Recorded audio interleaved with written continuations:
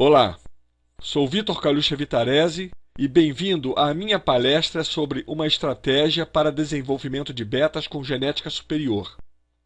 Sou engenheiro por profissão e tenho como hobby a criação seletiva de betas e o estudo da genética dos mesmos. Lido com os betas desde a década de 60 e comecei com eles da mesma forma que muita gente. Ganhei um, morreu, adquiri outro, sobreviveu, depois tentei cruzá-lo, fracassei, pois não dispunha de muitas informações sobre manejo. Naquela época, há mais de 40 anos atrás, havia carência de muita coisa. Por exemplo, não tínhamos no Brasil acesso aos náuplios de Artêmia, a literatura específica sobre os betas era escassa, e aqui existia ou era em inglês ou em alemão.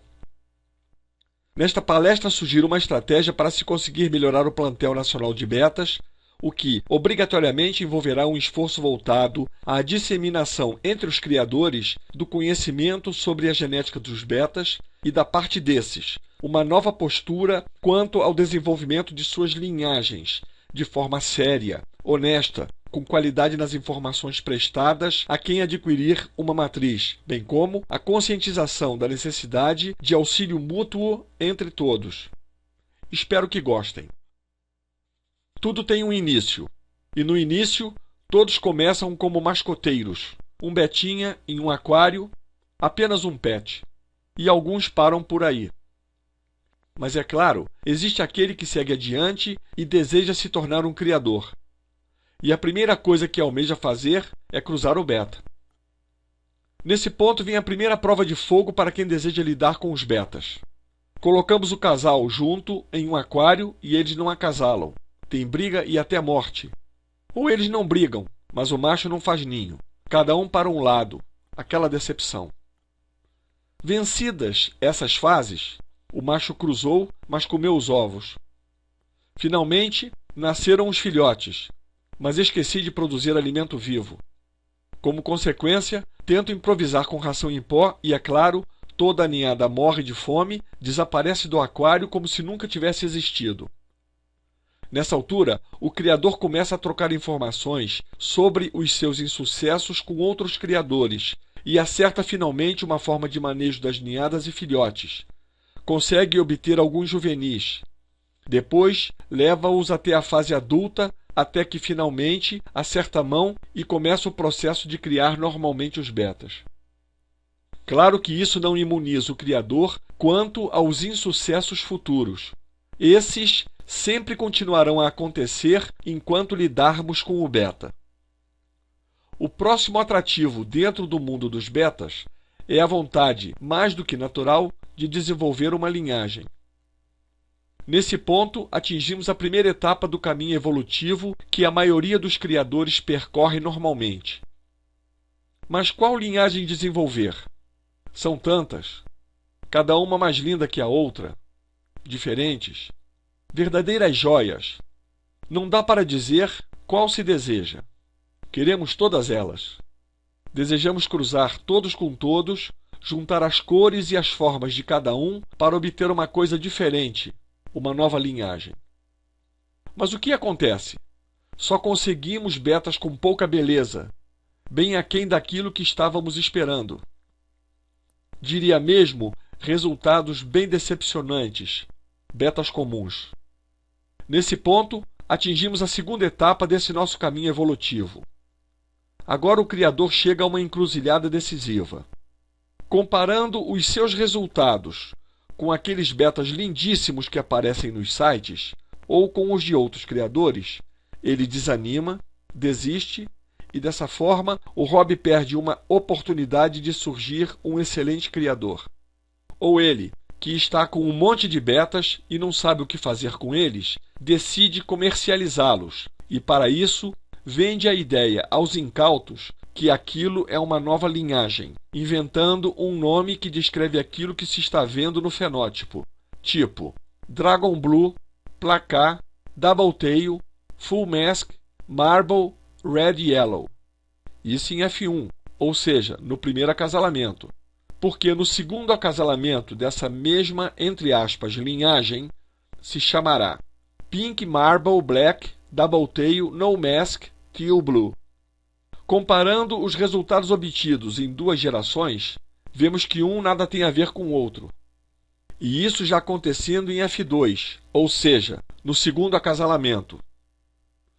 E se o criador der prosseguimento em seu trabalho, seguindo essa linha, a meu ver, inadequada e, em alguns casos, não ética, só produzirá betas sem qualquer qualidade genética. Simplificando, betas vira-latas. Sempre simpáticos, muitos deles até bonitos, mas com eles é impossível se desenvolver um trabalho consistente e sério. Mas há um terceiro caminho que o criador poderá trilhar. É o recomeçar do zero. E nesse ponto atingimos a terceira etapa desse nosso histórico. E é nesse ponto que inicio a minha proposta da estratégia para se desenvolver betas com qualidade genética. Importante deixar bem claro que sempre existiu criadores preocupados com a qualidade genética de seus trabalhos. Mas esse número é ainda pequeno quando comparado com o outro no qual ninguém se preocupa com isso. Não só no Brasil, como também no mundo, não se iludam. Quando o criador deseja realmente betas com boa qualidade genética, ele deve procurar criadores sérios, responsáveis, honestos em seus propósitos, que possuam um controle com as informações sobre o que ocorre em suas ninhadas ao longo dos anos. Mas o que ocorre é que essas anotações que o criador faz, em primeiro lugar, são inacessíveis para a maioria das pessoas. São de cunho pessoal, para seu próprio uso. Não apresentam uma padronização nas anotações que possa servir ao outro criador que adquire uma matriz dele, pois os dados anotados são ou incompletos ou inexistentes, ausentes mesmos, já que os interesses desse criador estão focados em características diferentes daquelas pretendidas pelo outro criador. Outro complicador é a maneira como são identificados ou codificados os betas e as ninhadas desse criador. Novamente, são codificações pessoais, que certamente não se coadunarão com aquelas inventadas pelo outro criador para seu controle. Para se contornar esses problemas relativos ao acesso com transparência às informações dos criadores sobre os seus trabalhos, bem como se evitar as codificações pessoais de cada criador, sugiro o desenvolvimento e ativação na web de um site onde todos possam se cadastrar como criadores, cadastrar as suas linhagens, cadastrar as suas ninhadas através do preenchimento de telas fornecidas pelo sistema via rede, enviar as fotos de seus betas e, claro, com o mundo inteiro tendo livre acesso a todas essas informações. Dessa forma, teríamos relatórios padronizados que seriam preenchidos pelo criador, desde que cadastrado, e disponibilizados no site, podendo-se dessa forma obter até a árvore genealógica de determinado beta, com todos os dados sobre o que ocorreu em cada ninhada, de cada geração, tanto por parte do pai quanto por parte da mãe, além das fotos de todos os betas envolvidos em seus trabalhos genéticos. Assim, quem quisesse adquirir um beta com qualidade genética comprovada, poderá, através desse site, obter o que deseja. Por outro lado, é necessário que tanto quem deseja recomeçar na criação de betas de maneira correta, quanto quem já esteja trabalhando há mais tempo e queira aprimorar seus conhecimentos, se aprofundem nos estudos da genética do beta.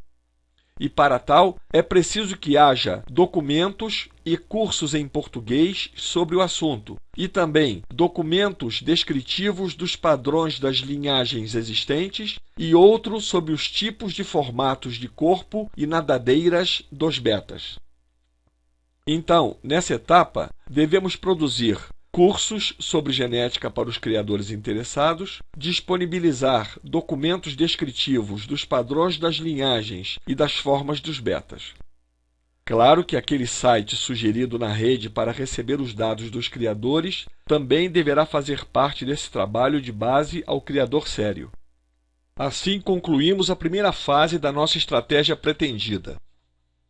Com os criadores com uma boa base genética, com documentos descritivos sobre padrões de linhagens e cores, e sobre os formatos dos betas, poderemos começar a pensar em formar associações regionais, locais mesmo, voltadas a reunir criadores dispostos a estudar, preservar e desenvolver novas qualidades aos betas nacionais, elevando-os a um novo patamar no Brasil.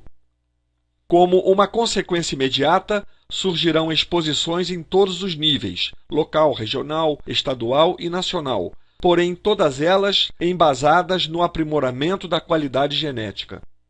O espetáculo das exposições será agora voltado para dois públicos-alvos: aquele que somente quer ver algo bonito, da mesma forma que aprecia uma exposição agropecuária, uma exposição de orquídeas, etc., e aquele voltado para os criadores que buscam uma avaliação de seus trabalhos e uma oportunidade de adquirir novas matrizes para os seus plantéis. E já que estamos falando de avaliação, presume-se que haverá julgamentos e, portanto, juízes capazes de levá-los adiante, o que sugere que se tenha um conjunto de documentos voltado para a formação de juízes em todo o Brasil, com regras viáveis, com as respectivas descrições das pontuações para cada qualidade observada e penalidades para cada tipo de falha, documento que também deverá ser produzido. Dessa forma, tanto o grande público quanto os criadores especializados poderão ter acesso a betas com qualidade superior a preços razoáveis, já que estes existirão em grande quantidade. Assim espero. Finalmente, atingimos a segunda e última fase da nossa proposta de estratégia para a obtenção de betas com qualidade genética superior. E para se fazer um apanhado geral sobre o que foi exposto nessa palestra, de tal modo a se ter uma visão conjunta dessa estratégia, listo as 5 etapas conforme segue. Primeira etapa: aprender a criar e melhorar o manejo do beta. Segunda etapa: tentar obter qualidade nos betas. Terceira etapa: surgem trabalhos sem consistência. Agora vem a nossa estratégia proposta para melhoria desses betas.